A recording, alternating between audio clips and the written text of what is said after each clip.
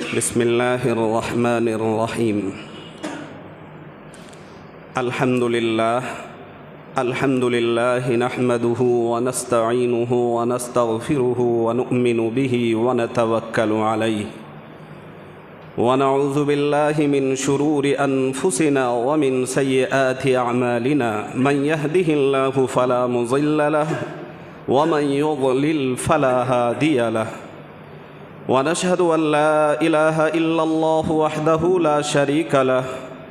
ونشهد أن سيدنا وسندنا ونبينا وإمامنا ومولانا محمدا عبده ورسوله قال الله عز وجل في كتابه أعوذ بالله من الشيطان الرجيم بسم الله الرحمن الرحيم ولا يغتب بعضكم بعضا أيحب أحدكم أن يأكل لحم أخيه ميتا فكرهتموه وقال النبي صلى الله عليه وسلم لا يدخل الجنة نمام وقال النبي صلى الله عليه وسلم في مقام آخر الغيبة أشد من الزنا او کما قال النبی صلی اللہ علیہ وسلم۔ خطبے میں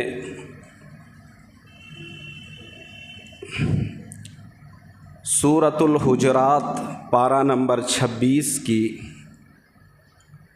سورہ حجرات کی ایک آیت کا ایک حصہ میں نے خطبے میں تلاوت کی ہے، اور سرکار دو عالم تاجدار مدینہ احمد مجتبی محمد مصطفیٰ صلی اللہ علیہ وسلم کی حدیث مبارکہ پیش کی ہے۔ اللہ کریم قرآن کریم کی اس آیت کے ذیل میں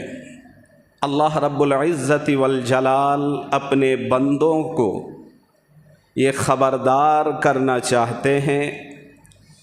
یہ بتلانا چاہتے ہیں، ہوشیار اور الرٹ کرنا چاہتے ہیں کہ تم خبردار ہو جاؤ، ہوشیار ہو جاؤ، تمہارے اندر یہ بیماری نہیں لگنی چاہیے، تم اس بیماری سے بچے رہو، دور رہو۔ اور کیسی بیماری ہے؟ ایسی بیماری کہ اگر اس بیماری کے لپیٹ میں کوئی آ جائے، کوئی اس کے زد میں آ جائے، کوئی ایسے بیمار کے سمپرک میں آ جائے، اس کے ایسے آدمی جس کے اندر یہ بیماری لگ گئی ہے، اس سے اگر کوئی سٹ جائے یا ٹچ ہو جائے یا مس ہو جائے یا اس سے اٹھنا بیٹھنا شروع کر دے تو اس کے اندر بھی یہ بیماری لگ سکتی ہے۔ سوال یہ ہے کہ اب وہ کون سا بیماری ہے اور وہ کون سا خطرناک بیماری ہے جس بیماری کے متعلق اللہ تبارک و تعالی ہمیں خبردار اور ہوشیار کر رہے ہیں۔ آپ جانتے ہیں روڈ میں، نیشنل ہائی وے وغیرہ میں جب آپ سفر کرتے ہیں تو جگہ جگہ ہورڈنگ بورڈ وغیرہ آپ دیکھتے ہیں سرکار دوارا وہ چسپاں کر دی جاتی ہے، لٹکائی جاتی ہے، اور اس میں لکھا ہوا ہوتا ہے خبردار، ساودھان، سترک، یعنی آپ ایسی جگہ پہنچنے والے ہیں جہاں آپ کا نقصان ہو سکتا ہے۔ تو یہ اس لیے لکھ دیا جاتا ہے کہ تاکہ آگے موڑ پہ، آگے جو ہے نا آنے والے محلے میں بندے کا ایکسیڈنٹ نہ ہو جائے، بندے کا کسی کے ساتھ تصادم نہ ہو جائے، کہیں کسی کا نقصان نہ ہو جائے، اس لیے پہلے ہی خبردار کر دی جاتی ہے، پہلے ہی بتلا دیا جاتا ہے۔ تو اللہ تبارک و تعالی نے اس بڑی بیماری کے متعلق خبردار کیا ہے، ہوشیار کرتے ہوئے کہا ہے کہ تم میں سے کسی کو یہ بیماری نہ لگے، لہذا تم اس بیماری سے بچے رہو، اور اس بیماری کی خطرناکیت کو، اس کے وہبناکیت کو، اور اس کے جو آنے والے اس بیماری کے زد میں لپیٹ میں آنے والے کو جو نقصان ہوگا، ان تمام چیزوں کو اس آیت کے ذیل میں اللہ نے بیان کر کے اپنے تمام بندوں کو اور خصوصاً مسلمانوں کو الرٹ کیا ہے۔ اب سوال یہ پیدا ہوتا ہے کہ وہ کون سی بیماری ہے؟ شریعت کی اصطلاح میں دو طرح کی بیماری ہوتی ہے۔ کتنی بیماری؟ دو طرح کی بیماری، ایک جسمانی بیماری، ایک روحانی بیماری۔ جسمانی بیماری کا مطلب یہ ہے کہ اگر انسان کے جسم میں، بدن میں کوئی بیماری لگ جاتی ہے، کینسر ہو جائے تو بندے کا ہاتھ سڑ جاتا ہے، بدن کے اعضاء سڑ جاتے ہیں، اس کو کاٹنا پڑتا ہے، جدا کرنا پڑتا ہے، اور اگر نہ کیا جائے تو رفتہ رفتہ جستا جستا دھیرے دھیرے وہ بیماری اس کے اعضاء بدن کو گلا کر بالکل ختم کر دیتی ہے۔ تو اگر جسمانی بیماری لگ جائے تو بدن خراب ہو جائے، اور وہ بیماری جس کو روحانی بیماری کہتے ہیں اگر وہ لگ جائے تو بندے کا سارا سسٹم اندر کا خراب ہو جائے، جس کو ایمان کہا جاتا ہے۔ اور جب ایمان میں فطور آتا ہے، ایمان میں گڑبڑی آتی ہے، تب بندہ پھر انسان سے شیطان بننے میں اس کو دیری نہیں لگتی، پھر اس کو انسان سے حیوان میں بدلنے میں دیری نہیں لگتی، پھر انسان ہوتے ہوئے حیوان والا کام کرنے سے وہ چوکتا نہیں ہے، گھبراتا نہیں ہے، ڈرتا نہیں ہے، عار اور شرم محسوس اس کو کرتا ہی نہیں، نہ شرم آتی ہے۔ تو دو طرح کی بیماری، ایک جسمانی بیماری اور ایک روحانی بیماری۔ جسمانی بیماری کوئی لگ جائے تو جسم خراب ہوتا ہے، اس سے آدمی کی موت ہو سکتی ہے۔ علماء نے لکھا ہے کہ جسمانی بیماری ایسی ہے اگر لگ جائے تو اس سے موت ہو جائے گی، یہ تو ٹھیک ہے، آدمی گوارا کر لے، صبر کر لے، لیکن روحانی بیماری ایسی ہے کہ اگر لگ جائے اور اس کے لپیٹ میں آ کے پورے ایمان کو تباہ کر دے تو پھر وہ مسلمان بھی نہیں رہتا ہے، یہ موت سے بھی زیادہ خطرناک ہے۔ اور اس بیماری کا نام شریعت کی اصطلاح میں غیبت ہے، جس کو عام لفظوں میں آپ چغلی بھی کہتے ہیں۔ اتنا خطرناک بیماری ہے کہ اللہ تبارک و تعالیٰ فرماتے ہیں وَلَا يَغْتَبْ بَعْضُكُمْ بَعْضًا، پارہ نمبر 26، سورت کا نام سورۃ الحجرات۔ آپ دیکھیں صاف صاف لفظوں میں لکھا ہوا ہے، اللہ فرماتا ہے وَلَا يَغْتَبْ بَعْضُكُمْ بَعْضًا، تم میں سے کوئی کسی کی بھی چغلی نہ کرے، کسی کی غیبت نہ کرے۔ اور چغلی کرنے سے کیا ہوگا، اس کے نتائج خطرناک کیا ہوں گے، یہ کتنا خطرناک کام ہے کہ اللہ تبارک و تعالیٰ فرماتے ہیں اَيُحِبُّ أَحَدُكُمْ، کیا تم میں سے کوئی یہ پسند کرتا ہے ان یأکل لحم اخیہ، لحم کے معنی گوشت کے آتے ہیں، ان یأکل معنی کھانا، میتن مردہ۔ اللہ تبارک و تعالیٰ فرماتے ہیں کیا تم میں سے کوئی یہ پسند کرتا ہے ان یأکل لحم اخیہ میتن فکرہتموہ، کہ تم میں سے کوئی اپنے مردار بھائی کا گوشت نوچ نوچ کے کھانا پسند کرتا ہے؟ ظاہر سی بات ہے، اللہ نے خود جواب دے دیا، آپ کو جواب دینے کی ضرورت نہیں ہے۔ اللہ نے کہا فَكَرِهْتُمُوهُ، یہ چیزیں دنیا کے خراب سے خراب، بدتر سے بدتر، بد چلن سے بد چلن، بد اخلاق بھی ہو، اس سے بھی اگر کہا جائے کہ کوئی مردہ گلا ہوا سڑا ہوا جسم پڑی ہوئی ہے، باڈی پڑی ہوئی ہے، اس سے کہا جائے نوچ نوچ کے کھاؤ، بتائیے شرابی آدمی ایک نمبر کا شرابی کبابی ہے جس کو ہوش تک باقی نہیں ہے، اس سے بھی کہا جائے گا تو مینوشی کے عالم میں لڑکھڑاتے ہوئے پوری طرح سے ہوش میں بھی نہیں ہے، پھر بھی وہ کہے گا کہ نہ یہ کھانے کی چیز نہیں ہے۔ اس سے تو ہر بندہ دور بھاگے گا، ہر بندے کو، ایون کے جانوروں کو بھی اس سے گھن آتی ہے۔ قرآن کہتا ہے فَكَرِهْتُمُوهُ، یہ تم میں سے کسی کو یہ بات پسند نہیں آ سکتی ہے کہ اپنے مردار بھائی کا گوشت کھانا وہ پسند کرے، وہ بھی نوچ نوچ کے۔ اللہ کے رسول جناب محمد الرسول اللہ صلی اللہ علیہ وسلم پر قرآن کریم کی یہ جب آیت نازل ہوئی تو صحابہ کرام رضوان اللہ تعالی علیہم اجمعین سارے یوں بیٹھے ہوئے ہیں، سب نے پوچھا یا رسول اللہ صلی اللہ علیہ وسلم، ये आयत इस मौके पर नाजिल हुई, वाई वता और सबब क्या है, रीज़न क्या है? अल्लाह के रसूल सल्लल्लाहु अलैहि वसल्लम ने उस वक़्त बबांगे दुहल सहाबा को ललकारते हुए आप पूछते हैं, अतदरून मल गीबा, क्या बताओ मेरे सहाबाओ, तुम में से कोई ये जानता है, अतदरूना, क्या तुम में से कोई जानता है मल गीबा, के गीबत क्या है, चुगली किसे कहते हैं? सहाबा ने बैक ज़ुबान होकर उस वक़्त कहा था, क़ालू अल्लाहु व रसूलुहु आलम।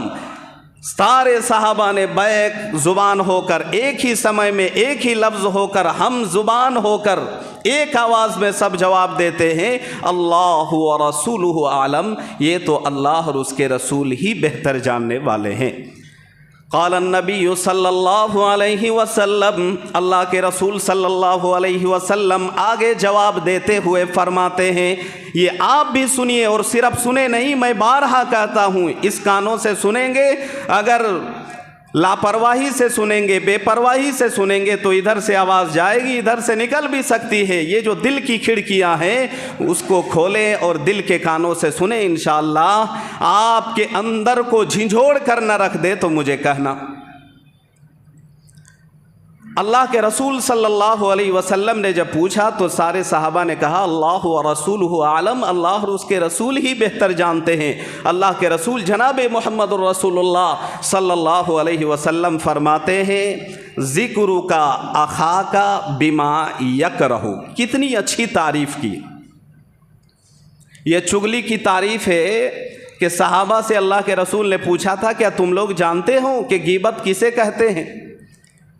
आप भी अगर जानते हैं या नहीं जानते हैं तो अच्छी तरह जान लें। ज़ुबान आपके इमाम की हो सकती है, लेकिन ये बात इमाम की नहीं है, बात सरकार दो आलम इमाम जनाब मोहम्मद रसूलुल्लाह सल्लल्लाहु अलैहि वसल्लम की ज़ुबान से निकली हुई ये हदीस है। आपने कहा था, ज़िक्रू का अखा का बिमा यकरहु। जनाब मोहम्मद रसूलुल्लाह सल्लल्लाहु अलैहि वसल्लम फरमाते हैं कि गीबत कहते हैं अपने भाई के बारे में, अपने मुसलमान भाई के बारे में, ये किसी के बारे में, अखा का बिमा यकरहु, ऐसी बात कहना जो बात उसको नापसंद हो, नागवार हो। यानी एक आदमी वो जो मौजूद नहीं है, हाजिर नहीं है, सामने नहीं है, उसके पीठ पीछे, उसकी गैर मौजूदगी में, उसके गैर हाजिरी में ऐसी बात कह रहा है कि उस बात को अगर जिसके बारे में कही जा रही है वो आदमी मौजूद अगर हो, वो आदमी सामने हो या उसको पता चल जाए तो ये बातें उसको अच्छी न लगे। ऐसी बात अगर किसी के बारे में उसकी गैर मौजूदगी में जब वो ना हो तब अगर कही जाए तो ये गीबत कहलाती है। अल्लाह के रसूल जनाब मोहम्मद रसूलुल्लाह सल्लल्लाहु अलैहि वसल्लम के सहाबा आगे पूछते हैं, क़ीला अरअयत लौ कान मा अखी मा अक़ूल। या रसूल अल्लाह सल्लल्लाहु अलैहि वसल्लम गौर से सुने, बहुत सारे लोग कन्फ्यूज़न के शिकार हैं, बहुत सारे लोगों को गलतफहमियाँ हुई पड़ी हैं, बहुत सारे लोगों को खाम ख्याली के को बहुत सारे लोग इसके मुस्तगरक हैं, डूबे हुए हैं। सहाबा में से कुछ लोगों ने पूछा, कहा गया, या रसूल अल्लाह सल्लल्लाहु अलैहि वसल्लम अरअयत लौ कान मा अखी, कि अगर वो बात जो बात मैंने कही है और जिसके बारे में कही है, जो वो बंदा मजलिस में हाजिर नहीं है, मौजूद नहीं है, उसकी गैर मौजूदगी में हमने जो भी बात उसके लिए कही है, अगर वो बात उसके अंदर वाक़ियतन वैसे ही हो जो मैंने कही है,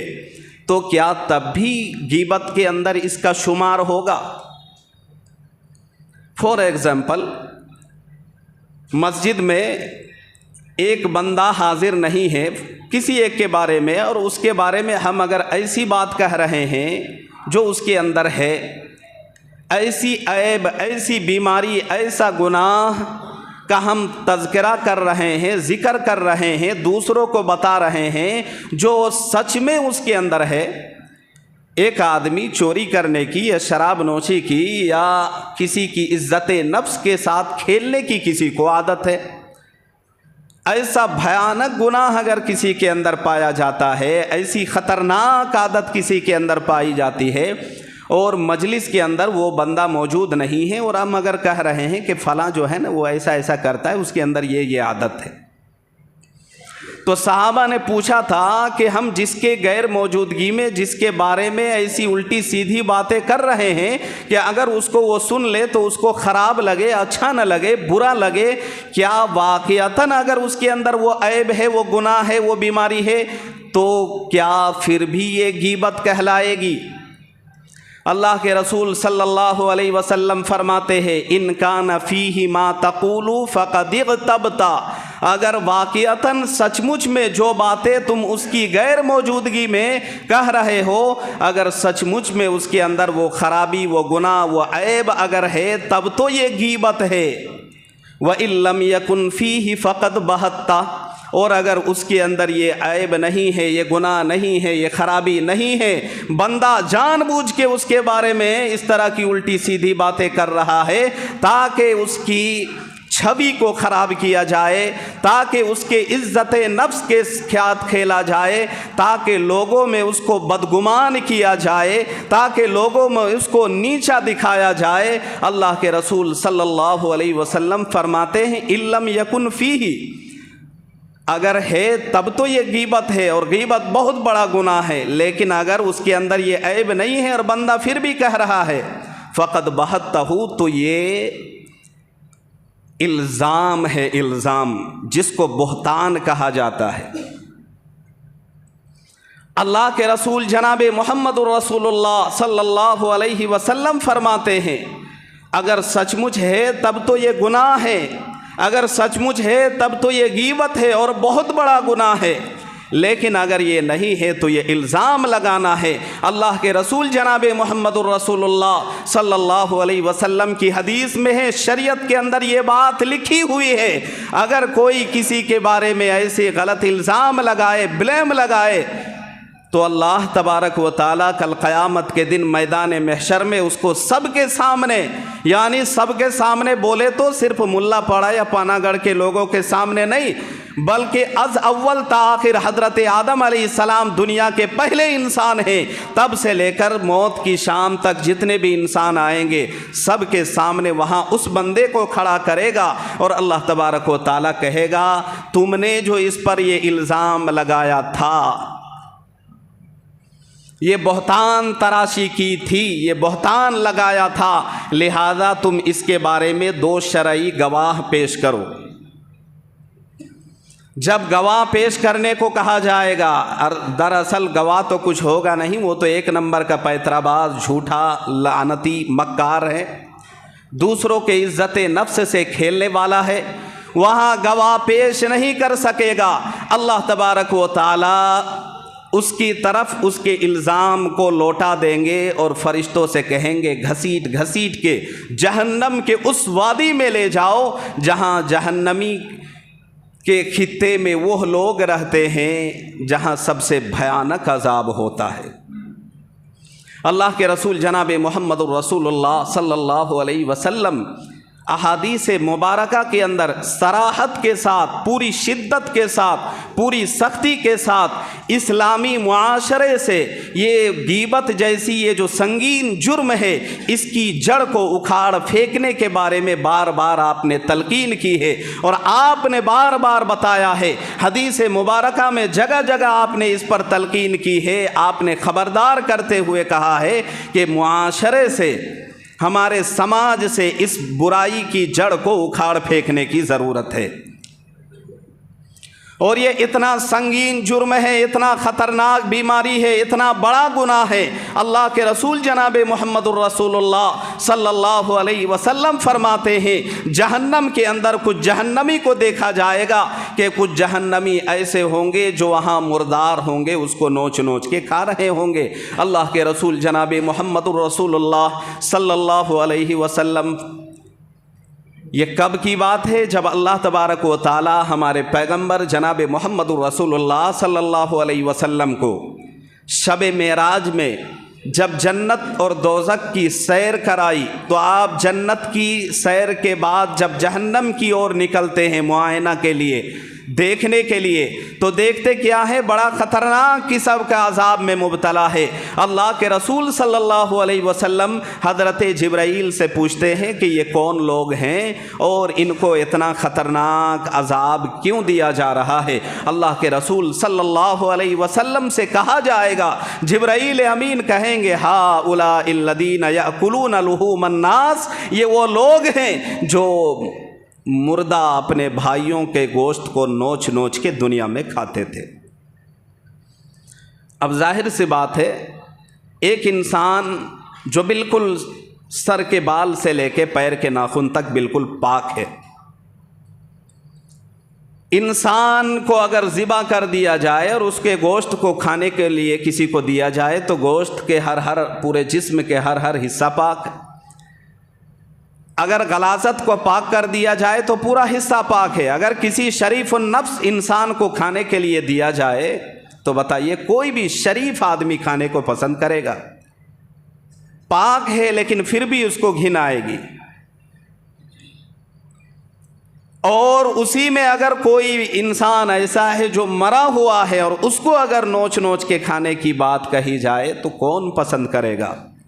اللہ کے رسول جناب محمد رسول اللہ صلی اللہ علیہ وسلم سے بتلایا گیا کہ ان کو اس طرح کے خطرناک عذاب اس لیے دیے جا رہے ہیں، ہؤلاء الذین یأکلون لحوم الناس، یہ وہ لوگ ہیں جو دنیا کے اندر اپنے مردہ بھائیوں کے گوشت کو نوچ نوچ کے کریت کے کھاتے تھے۔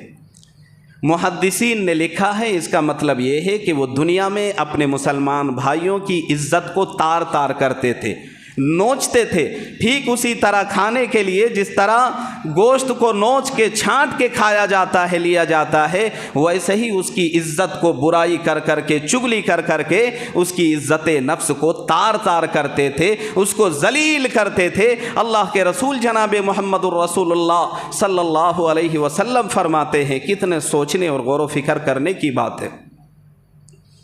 اللہ کے رسول فرماتے ہیں کہ جب میں جنت کا معائنہ کیا اور آگے بڑھتے ہوئے جب جہنم کی اور گیا، جہنم کی وادی کی طرف میری نظر پڑی تو جہنم کی ایک وادی کے ایک جگہ میں نے دیکھا کہ کچھ لوگوں کو عذاب ہو رہا ہے، کچھ لوگ عذاب میں مبتلا ہے۔ میں نے دیکھا کہ بڑے عجیب قسم کے عذاب ہو رہے ہیں، اور عذاب کا ترتب بھی کیسا ہے کہ کچھ لوگ ہیں جن کے ناخن بڑے لمبے لمبے ہیں اور وہ تانبے کے ناخن ہیں، اور وہ اپنے ناخنوں سے اپنے چہرے کو کھریچ رہے ہیں، کچھ ایسا ہی جس طرح پھاڑ کھانے والا درندہ اگر کسی کو یک لخت حملہ کرے تو جیسے آنن فانن میں اس کے باڈی کو چیر کے رکھ دیتا ہے، ٹھیک اسی طرح وہ اپنے ہاتھ کے لمبے لمبے تانبے کے ناخنوں سے اپنے چہرے کو کھریچ رہے ہیں۔ اللہ کے رسول صلی اللہ علیہ وسلم فوراً پوچھتے ہیں جبرائیل امین سے کہ یہ کون لوگ ہیں اور ان کے ساتھ یہ معاملہ کیوں ہو رہا ہے؟ اللہ کے رسول صلی اللہ علیہ وسلم سے بتلایا گیا، ہؤلاء الذین یأکلون لحوم الناس ویقعون فی اعراضہم، کہ یہ لوگوں کی غیبت کرتے تھے اور لوگوں کے پیٹھ پیچھے لوگوں کی شبیہ کو، لوگوں کی عزت کو تار تار کرنے، داغدار کرنے، اس کو بدچلن ثابت کرنے اور دوسروں پر عزت کیچڑ اچھالنے کے لیے یہ لوگ ایسے کرتے تھے۔ لہذا آج اس کو اس طرح کا عذاب دیا جا رہا ہے۔ اللہ کے رسول صلی اللہ علیہ وسلم کی حدیث ہے، ایک روایت کے اندر یہ بات بھی آئی ہے کہ کتنا خطرناک عذاب ہوگا صرف چگلی کرنے والوں کے لیے، اور چگلی کو معاشرے میں لوگ گناہ سمجھتا ہی نہیں۔ میں اس پر بعد میں آتا ہوں، سنیے۔ اللہ کے رسول صلی اللہ علیہ وسلم فرماتے ہیں، میں نے دیکھا کہ کچھ لوگ ایسے ہیں، کچھ مرد بھی ہیں، کچھ عورتیں بھی ہیں، اور میں دیکھتا کیا ہوں کہ ان کو سینے کے بل اس کو لٹکا دیا گیا ہے، وہ لٹکے ہوئے ہیں، اور بڑی عجیب قسم کی کیفیت بنی ہوئی ہے۔ اللہ کے رسول صلی اللہ علیہ وسلم پوچھتے ہیں کہ بھائی یہ لٹکے ہوئے کیوں ہیں اور ان کو اس طرح کے عذاب میں کیوں مستغرق کیا گیا ہے؟ اللہ کے رسول صلی اللہ علیہ وسلم کو بتلایا جا رہا ہے کہ یہ آپ کے قوم کی وہ مرد اور عورتیں ہیں جو دوسروں کی پیٹھ پیچھے برائی کیا کرتے تھے، یعنی چغلی کیا کرتے تھے۔ अल्लाह के रसूल सल्लल्लाहु अलैहि वसल्लम फरमाते हैं, ला यदखुलुल जन्नत नम्मामुन, वो बंदा जन्नत में दाखिल नहीं होगा, उसकी एंट्री जन्नत में नहीं हो सकती जो चुगली खाता है, चुगली करता है। अल्लाह के रसूल सल्लल्लाहु अलैहि वसल्लम दूसरी हदीस में फरमाते हैं, अल गीबतु अशद्दु मिनज़ ज़िना, ये जो गीबत है ये ज़िना से भी ज़्यादा बड़ा और सख्त और ख़तरनाक गुनाह है, इसलिए ख़तरनाक है। और हदीस पाक में है कि अगर कोई ज़िना करे तो अल्लाह चाहेगा उसको माफ़ कर देगा और उसकी माफ़ी मुमकिन है, लेकिन जो आदमी चुगली करता है उसकी गुनाह ऐसे हैं कि उसके गुनाहों की माफ़ी मुमकिन नहीं है, इसलिए कि चुगली करने वाले को ये रियलाइज़, ये एहसास तक नहीं होता कि हम जो दूसरे की गीबत और चुगली कर रहे हैं और पूरी महफिल को गरमाए हुए हैं और पूरी महफिल चली हुई है, पूरी दुकान खुली हुई है, पूरे बाज़ार लगे हुए हैं चुगलियों के। अल्लाह के रसूल सल्लल्लाहु अलैहि वसल्लम की हदीस में है कि बंदे को ये एहसास नहीं होगा ये गुनाह है, इसलिए कि आदमी गुनाह से तौबा तब करता है जब बंदा गुनाह को गुनाह समझता है, और जब गुनाह को गुनाह समझेगा ही नहीं तो बंदा गुनाह से तौबा कैसे करेगा। इसीलिए फरमाते हैं जो गुनाहगार ऐसे हैं जो चुगली करते हैं, जो गीबत करते हैं, उसको जल्दी से तौबा की भी तौफीक नहीं मिलती, वैसे ही इस दुनिया से चला जाता है। कुरान के 24 पारे में है, अल्लाह फरमाता है, कुल या इबादी अल्लदीना असरफू अला अनफुसिहिम ला तक़नतू मिर रहमतिल्लाह, अल्लाह के बंदो तुम अल्लाह की रहमत से मायूस न होना, ला तक़नतू मिर रहमतिल्लाह, अल्लाह इतना बड़ा है कि वो हर गुनाह को चाहे माफ़ कर दे, उसकी रहमत के दरिया की कोई इंतहा नहीं है। लेकिन अल्लाह फरमाता है, इन्नल्लाह यग़फ़िरुज़्ज़ुनूब जमीआ, अल्लाह तमाम गुनाहों को माफ़ कर देगा, सिर्फ एक वो गुनाह जिसको हुकूकुल इबाद कहा जाता है, वो गुनाह अल्लाह माफ़ नहीं करेगा। तमाम मुफस्सिरीन, बड़े बड़े तफसीर की किताबें जिन्होंने लिखी है, तमाम तफसीरी किताबों के ज़ैल में इन्नल्लाह यग़फ़िरुज़्ज़ुनूब जमीआ के सतर में लिखते हुए इसके बारे में लिखते हैं कि अल्लाह सब गुनाह माफ़ कर देगा सिवाय वो गुनाह जिसको हुकूकुल इबाद कहा जाता है। वो गुनाह अल्लाह तब तक माफ़ नहीं करेगा जब तक बंदा जिसको सताया है, गाली दी है, मारा है, गीबत की है, चुगली की है, किसी भी तरीके से किसी बंदे का हक तलफी की है, जब तक वो बंदा उस बंदे से माफ़ी नहीं मांग लेगा, ये कुरान कहता है, मेरी और अपनी बात नहीं है, उस वक़्त तक अल्लाह उसको उस गुनाह से मुक्ति नहीं देगा, माफ़ नहीं करेगा। इसीलिए तो कहा गया है कि गीबत अगर कर रहा है, एक बंदा ज़िना करता है, गुनाह बहुत बड़ा गुनाह है, जैसे उसको एहसास हुआ वो माफ़ी मांगेगा, अल्लाह माफ़ कर देगा। लेकिन एक बंदा चुगली कर रहा है तो उसको गुनाह का एहसास भी तो नहीं है। और बड़ी पते की बात यह है कि आज चाय की होटलों से लेकर मस्जिदों तक और मस्जिद के मिंबरों मेहराब तक और मस्जिद की मजलिसों तक और बड़े बड़े लंबा जुब्बा दस्तार पगड़ी वाले तक और बड़े बड़े मौलवियों तक और बड़े बड़े कौम के ओहदेदारों तक, आज इस तबके में कोई तबका ऐसा बचा हुआ नहीं है कि उम्मत के उस तबके पर उंगली उठाकर पूरी ईमानदारी के साथ ये कही जाए कि ये तबका गुनाहों से बचा हुआ है, ये तबका चुगली से बचा हुआ है, ये तबका गीबत से बचा हुआ है। कोई तबका पाक नहीं है। देखिए इतनी लंबी लंबी दाढ़ी है, पूरे मोटे मोटे दाने की तस्बीह है, लंबे लंबे तकरीरें करने वाले हैं, बयान और वाज भी हो रहा है, लेकिन जब गीबत की बात आती है तो हजरत साहब की गीबत भी चल रही है। अल्लाह के रसूल जनाब मोहम्मदुर रसूलुल्लाह सल्लल्लाहु अलैहि वसल्लम बड़ी सख्ती से मना फरमाते हैं। सिर्फ समझने के लिए बात कह रहा हूँ कि सुनिए और दिल की कानों से सुनिए और इबरत के लिए सुनिए और इस नीयत से सुनिए कि इंशाअल्लाह आज के बाद इस गुनाह को छोड़ेंगे ही नहीं, बल्कि इंशाअल्लाह इस गुनाह से खुद भी बचेंगे और कोई हमारे सामने चुगली करेगा तो उस चुगली करने वाले चुगलखोर को सख्ती से मना भी करेंगे। फॉर एग्ज़ाम्पल, एक आदमी शराब पी के आ गया है, یا زنا کر کے آیا ہے یا چوری کر کے آیا ہے، تو سماج کا کوئی اگر عزت دار عہدیدار آدمی ہے اور عزت دار عہدیدار آدمی کہیں پیڑھے وغیرہ میں کسی گھر کے باہر یا کرسی لگا کے بیٹھا ہوا ہے اور جسٹ بالکل اس کے بغل میں آ کے کوئی اگر شرابی، کبابی، زنا خور، سود خور، موت خور کوئی بھی آ کے بیٹھ جائے تو وہ جو عزت دار آدمی ہے وہ فوراً کہے گا بھاگ بھائی ادھر سے چلو، بدتمیز، شرم نہیں آتی؟ زنا جیسے اتنا بڑا گناہ کر کے، چغلی زنا کر کے، شراب پی کے، واہیات عمل کر کے تم میرے بغل میں بیٹھ گئے، شرم نہیں آتی؟ بندہ فوراً اس کو بھگاتا ہے۔ لیکن اسی شیخ صاحب کے بغل میں اگر کوئی چغل خور آ کے بیٹھ جائے تو شیخ صاحب بھی اس کو اپنے جیسا شیخ سمجھتے ہیں، ہاں بھائی بیٹھو بیٹھو، اب یہ چغلی کر رہا ہے اور وہ اس کے ہاں میں ہاں ملا رہے ہیں۔ اللہ کے رسول فرماتے ہیں جتنا چغلی کرنے والے کو خطرناک گناہ ہوگا اتنا ہی گناہ اس بندے کو بھی ہوگا جو بیٹھ کر ہوں کر کے اس کے تال میں تال اور سر میں سر ملاتا ہے۔ امام غزالی رحمۃ اللہ علیہ کی عربی میں کتاب ہے احیاء العلوم، اس کی شرح لکھی ہوئی ہے 6 جلدوں میں، 6 والیوم کے اندر وہ پارٹ لکھی ہوئی ہے، اور بڑی تاریخی کتاب ہے امام غزالی رحمۃ اللہ علیہ کی۔ جنہوں نے اس کتاب کو عربی میں پڑھی ہے وہ پڑھ چکے ہیں، جانتے ہیں اچھی طرح۔ اس کے اندر انہوں نے اس گناہ سے بچنے کے 2-4 اپائے بتائے ہیں، 1 منٹ میں بتا کے بات ختم کرتے ہیں۔ پہلا اپائے انہوں نے یہ بتلایا ہے کہ جب کوئی چغل خور کسی کے سامنے چغلی کرے تو فوراً اس کی بات کو نکار دے، منع کر دے کہ بھاگو، ہم تمہاری بات پر اعتبار نہیں کرتے، بھروسہ اور بلیو اور یقین نہیں کرتے، اس لیے کہ تیری عزت اور احترام کا کچھ عطا پتہ نہیں، بھاگو۔ پہلا طریقہ چغلی کرنے سے بچنے اور چغلی سننے سے بھی بچنے کا۔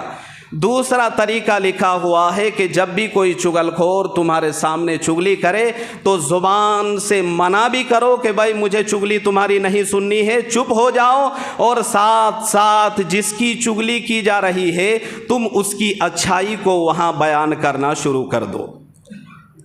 کتنی عجیب بات ہے، چغل خور کبھی چاہے گا کہ ہم تو برائی کریں اور جس کے سامنے جس سے ہم چغلی کر رہے ہیں وہ اس کی تعریف کرے، کبھی بھی پسند کرے گا؟ کبھی پسند نہیں کر سکتا۔ تیسرا طریقہ انہوں نے لکھا ہے کہ جس کی آپ چغلی کر رہے ہیں آپ اس کے بارے میں دل میں دعا کریں، چغل خور کو منع کریں، خود بھی چغلی سے بچیں، اور چاہیے کہ اگر غلطی سے بھوشیہ میں کبھی ہم نے اپنے لائف میں غلطی سے کسی کی چغلی کر لی ہے تو اس سے معافی بھی مانگے۔ اگر وہ اس دنیا کو چھوڑ کر چلا گیا، مر گیا ہے، تو اب یہ ہے کہ اس کے لیے پل، ہر گھڑی، ہر لمحہ اس کے لیے بخشش کی دعا کریں، اس لیے کہ آج سے 10 سال پہلے وہ زندہ تھا، ہم نے اس کی چغلی کی تھی، آج وہ دنیا میں نہیں ہے، لاکھوں من مٹی کے نیچے قبر میں دبا ہوا ہے، وہ اپنے حقیقی رب سے جا ملا ہے۔ اب اس کے پاس جا کے کہاں معافی مانگیے گا، کہاں معافی مانگی جائے؟ اللہ کے رسول صلی اللہ علیہ وسلم کی شریعت میں اور شرعی کتب میں یہ بات لکھی ہوئی ہے کہ اس کے لیے کثرت سے دعائے مغفرت کی جائے۔ تو انشاءاللہ باتیں تو بہت ہے، الغرض القطہ مختصراً کہ بھائی ہم غیبت سے بچنے کا اہتمام کریں گے۔ یہ اتنا خطرناک عمل ہے کہ اس سے پورا معاشرہ، پورا خاندان، پورا سماج، پورا سسٹم گڑبڑ ہو جاتا ہے، پورے خاندان کے رشتے تباہ ہو جاتے ہیں۔ اللہ تبارک و تعالی میری زبان سے جو بات کہلوائی ہے تمام باتوں پر خوب عمل کی توفیق دے۔ وآخر دعوانا ان الحمد للہ رب العالمین۔